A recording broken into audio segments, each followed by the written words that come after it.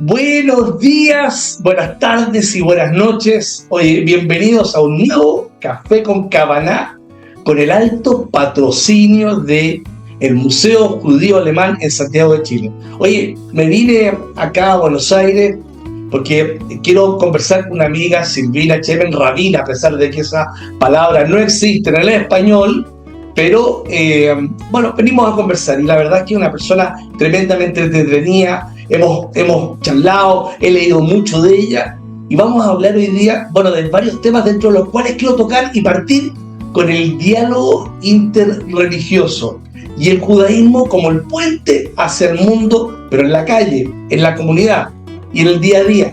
Oye, bienvenida Silvina. Bueno, y también me voy caminito a Belgrano porque Silvina está por esos lados, pero paré acá y nos vamos a poner a conversar.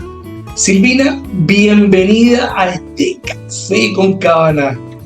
Hola Roberto, ¿cómo estás? Muchas gracias por la invitación.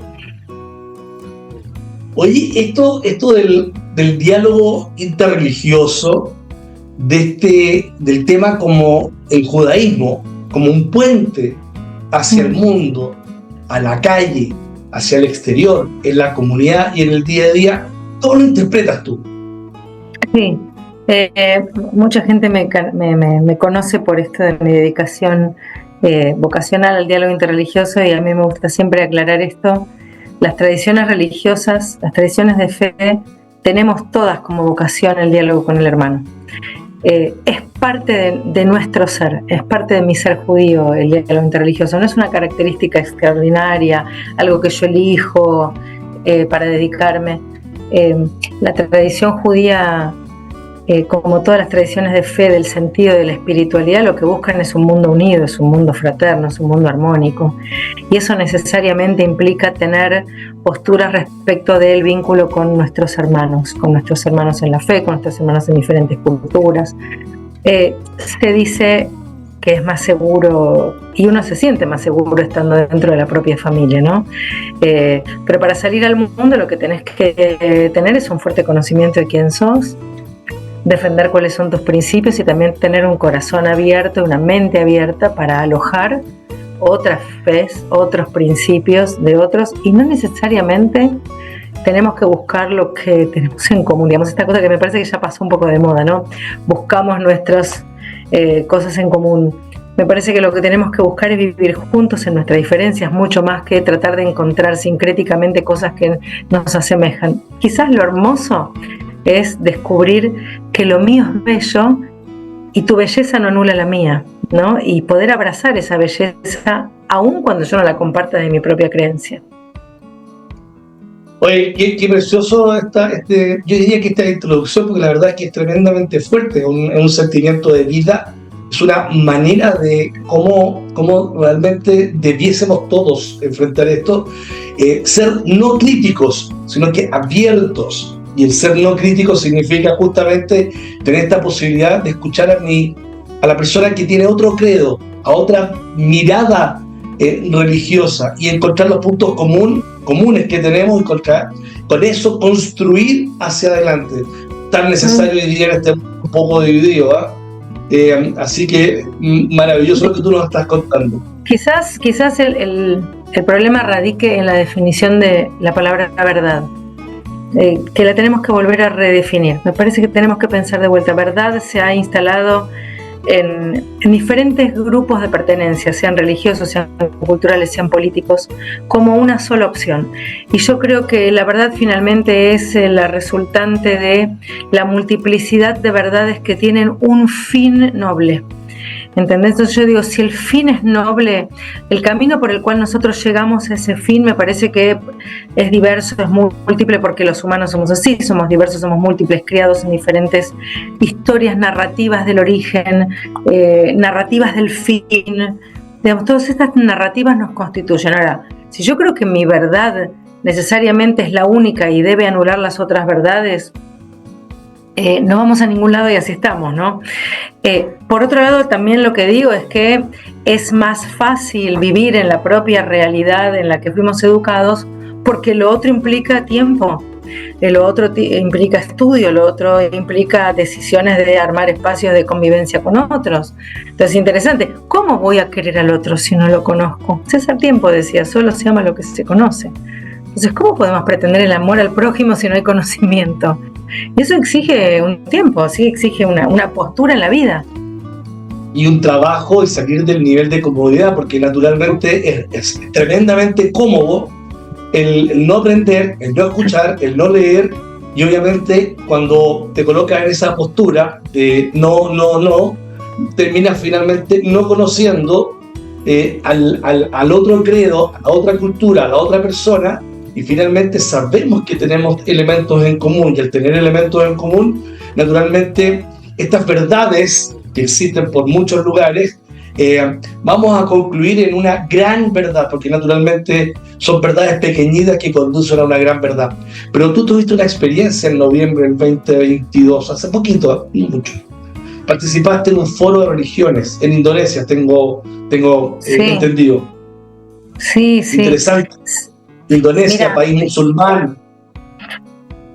Muy interesante la convocatoria, muy interesante cómo me encontraron. Yo participaba de una experiencia que propuso el Departamento de Estado de los Estados Unidos, que fue generar un documento que se llame de las religiones abrámicas, y juntaron judíos, cristianos y musulmanes a trabajar, que empezó justo la pandemia, entonces se fue por Zoom todo, virtual, hasta que después de 2 años de trabajo generamos un documento, y ahí yo conocí a una persona musulmana de Indonesia que trabaja con el movimiento musulmán indonesio humanitario más grande que tiene el país, que tiene 160 millones de adherentes, ese movimiento solo, que se llama la Nahdlatul Ulama, que trabajan es un islam humanitario, un islam de paz, un islam de revisión de algunos postulados que a veces han llevado algunas lecturas más extremas del islam, y ellos quieren salir de eso.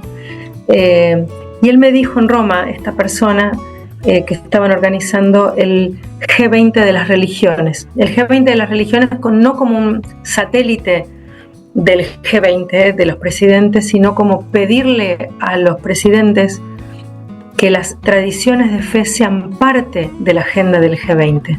Porque en definitiva, todos los ciudadanos del mundo, con más nominaciones o menos nominaciones, habitamos las mismas preguntas sobre el misterio de la vida y la muerte, sobre la fatalidad, sobre el ser superior, se llame Pachamama o se llame Dios o se llame cualquiera, o Buda.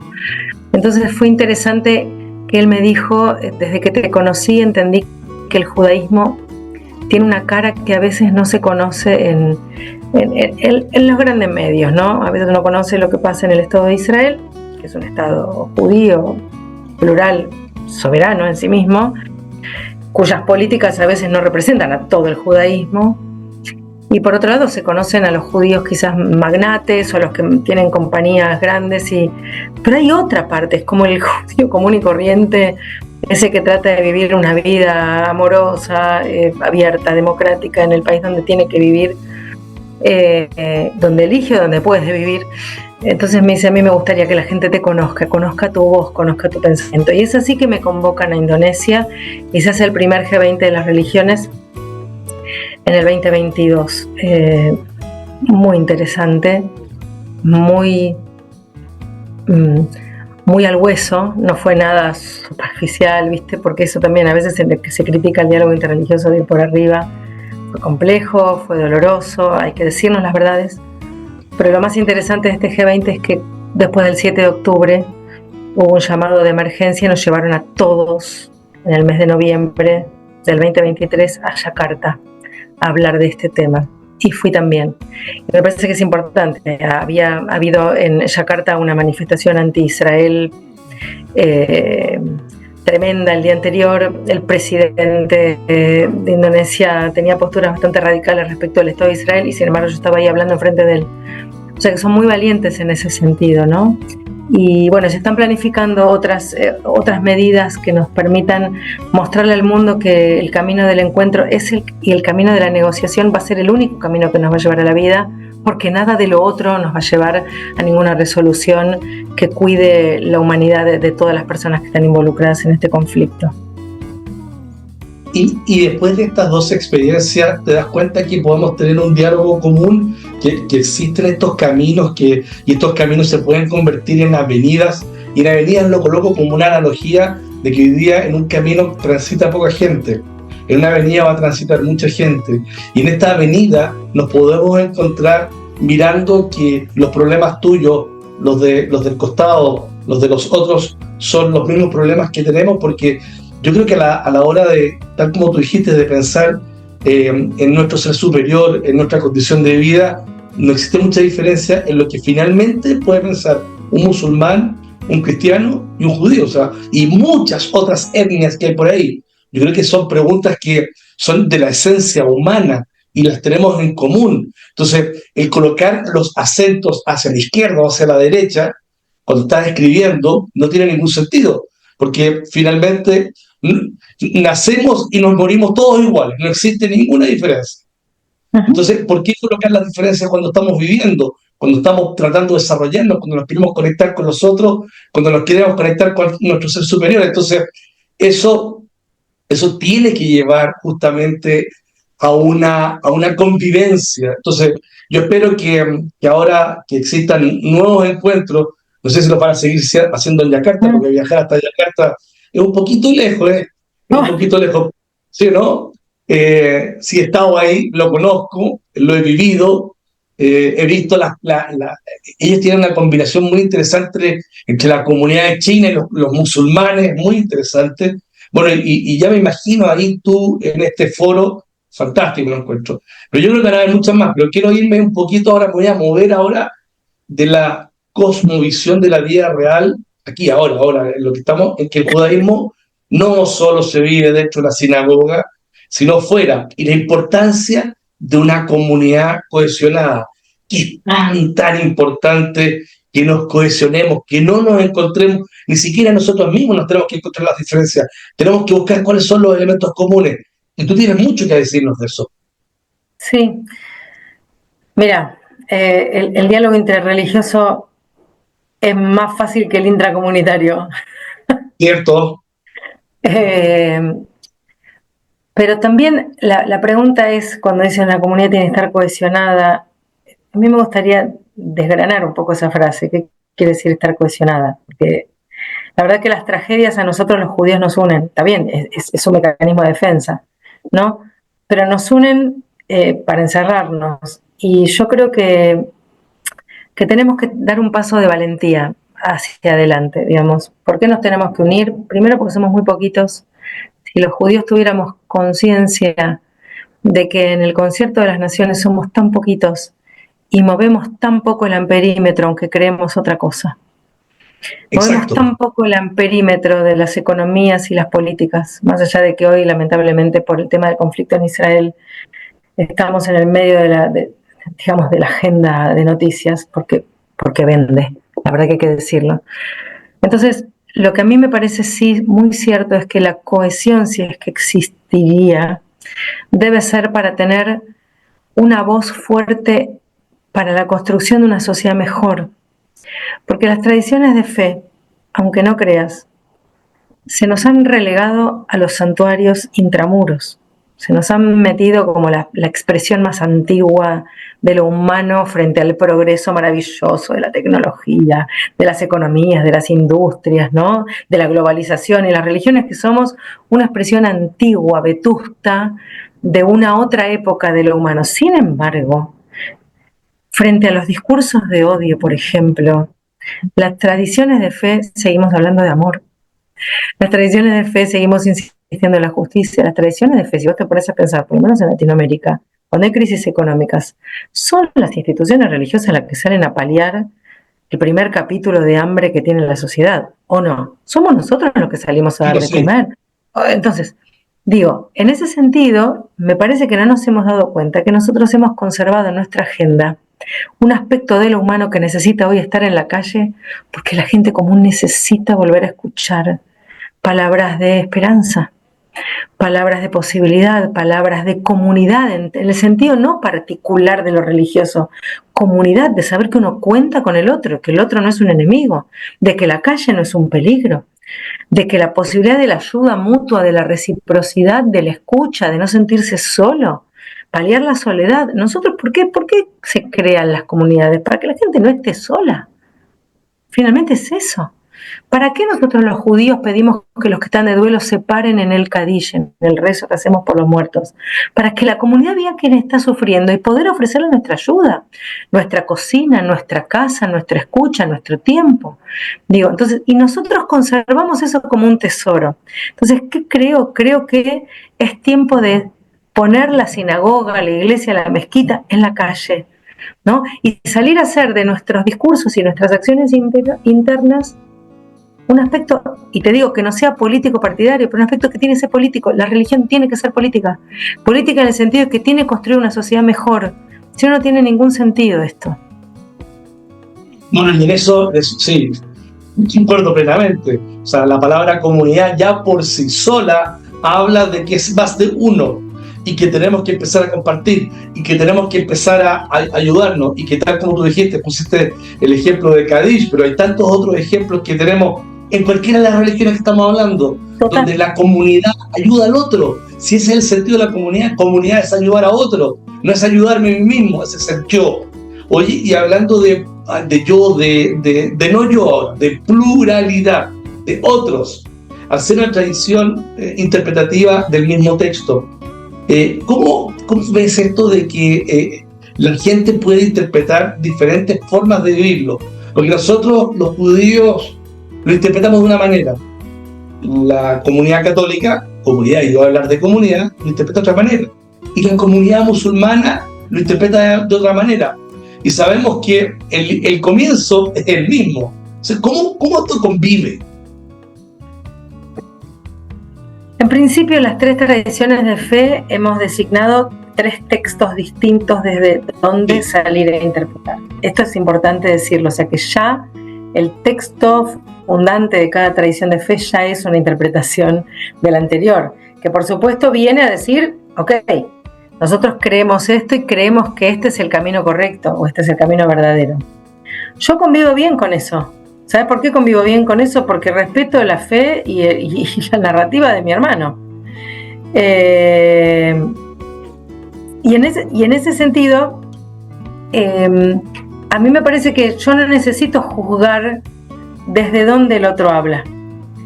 Es interesante cómo uno tiene que descentrarse de la lectura del otro, porque también yo pretendo eso para los que me escuchan o me leen a mí. ¿Entendés? Descentrarme de la lectura y vaciarme un poco. Yo hago siempre un ejercicio cuando doy talleres de diálogo interreligioso, es interesante, ¿no? Les pido a todos que hagan una ronda, me cuenten su nombre y algo particular que el otro no sabe de uno, ¿no? Por ejemplo, a mí me gusta mucho cocinar. Y así hago una ronda rápido, van pasando. Y después les digo que hubo un experimento y ahora mi cerebro está en el cuerpo del otro y yo soy otra, yo soy Roberto. Y resulta que casi nadie se acuerda qué dijo Roberto de sí mismo. ¿Por qué? Porque yo estaba pensando qué decir de mí misma. Y este es muy interesante, es muy vívido ese ejercicio y es una pavada, porque es un juego. Y lo que nos damos cuenta es que nadie nos ha enseñado a escuchar. Cuando yo digo escuchar, de verdad digo que es un ejercicio de vaciamiento de lo propio para el otro. Cuando nosotros dos estamos en una conversación y yo te cuento algo, vos seguramente me estás pensando que me vas a decir ahora. Porque la conversación necesita rápidamente, porque esta sociedad no nos deja ningún vacío en el medio, estás pensando cómo, en el mejor de los casos, acompañar lo que estoy diciendo, en el peor de los casos, cómo retrucar lo que yo estoy diciendo. ¿Está? Entonces, para mí, el diálogo necesariamente empieza con una decisión que es que yo no estoy cuando vos estás. Yo no estoy en el sentido de que yo no tengo que imponer, ni comparar, ni cotejar, ni poner en paralelo absolutamente nada de lo que es mío, porque vos me estás trayendo lo tuyo. Y lo que yo tengo que hacer es abrazar lo tuyo, escuchar tu sensibilidad y emocionarme con tu emoción. ¿Entendés? Me pasa seguido, ¿no? Ahora ya lo tengo más introyectado, pero yo siempre les pedí a mis amigos cristianos, explícame la Trinidad. Dios uno y trino. Pero explícamela para que yo la entienda. Yo no tengo tus categorías, yo no nací en tu narrativa. Y es muy precioso cuando ellos llegan a la profunda definición de lo trinitario y me lo regalan y yo lo abrazo. Esto no quiere decir que yo entienda ahora que Dios es trino, porque yo nací en un Dios que es uno solito, Ejad, y es uno y será uno y total y bueno y malo y el mal no está afuera y todo ese problema que tenemos de la teología, que tampoco existe en el judaísmo la palabra teología. Pero digo, es tan linda la experiencia de uno dejar de lado un poquito lo propio porque el otro tiene algo para compartir. Entonces, en ese sentido, ¿cómo vivo las diferentes interpretaciones? Con respeto, con amor, con curiosidad, con ganas de seguir. Mira, y voy a decirte algo para dejar de hablar yo sola. Para mí, diálogo interreligioso, no. Dale. Mira, lo que estoy haciendo yo es justamente lo que tú estás escuchando. ¿Viste? No. Para mí, el diálogo interreligioso no es poner dos personas de dos credos diferentes a hablar. Porque yo ya no necesito al otro al lado mío. ¿Entendés? Yo al otro ya lo tengo dentro mío. Entonces, si no va a pasar, pero si vos me dijeras algo que fuera prejuicioso, discriminatorio, alguna tradición de fe de mis hermanos, yo saldría a defenderla. No lo necesito al otro para cruzar tu opinión, porque ya está en mí. Y en ese sentido es un punto de seguridad para mí y para mis hermanos, ¿entendés? Que uno ya haya hecho un camino en donde para mí el respeto por mi hermano, aunque cree y piense distinto, y te voy a decir, después del 7 de octubre también hubo episodios en donde vos veías que las personas que son amigos tuyos piensan distinto, opinan distinto, postean distinto. Yo en lo más profundo de mi ser también entiendo desde dónde piensan y postean y reclaman cosas distintas a las mías, porque en definitiva nadie gana después del 7 de octubre, ni antes del 7 de octubre ni después de todo lo que está pasando. Nadie está ganando. No. Nadie está ganando, aunque parezca que hay un poderío bélico. Nadie está ganando porque el dolor y la generación perdida que tenemos de jóvenes que no creen que la paz es posible, de jóvenes que están educados en el odio, en la confrontación, en la desesperanza más que nada, en que nada bueno puede suceder. Esto es una pérdida irreparable para la historia, que nosotros ya no la vamos a ver porque nosotros la estamos viviendo ahora, pero para la historia que se va a contar. Entonces, yo también entiendo un periodo oscuro de la humanidad en que hay una generación completamente perdida, con demasiada desesperanza, porque uno mueve la cabeza hacia los costados, conversa con la gente, y independiente del lugar que, tal como Partillo, que te encuentras en el mundo, existe lamentablemente mucha desesperanza, no solamente por los hechos del 7 de octubre en Israel, sino que, como lo están viendo, o sea, conflictos bélicos, desesperanza, discusiones geopolíticas, y la verdad es que lo que tenemos que buscar son los puntos de encuentro. Silvina, se nos está pasando el tiempo, está demasiado entretenido esto, pero nos tenemos que ir, y te quiero hacer una última pregunta, una última acotación. ¿Cómo molestamos a los cómodos para que dejen de estar en esa posición comodita, que justamente hay muchos, y los colocamos en una posición incómoda? Escuchar. Mira, no hay una receta, pero sí hay una reseña. Sí, más que ir a los que están cómodos, yo voy primero a los que están perplejos, porque me parece que hay que tener razón, pero también hay que ser muchos. ¿Entendés? Entonces yo sola no voy a hacer nada, vos solo no vas a hacer nada.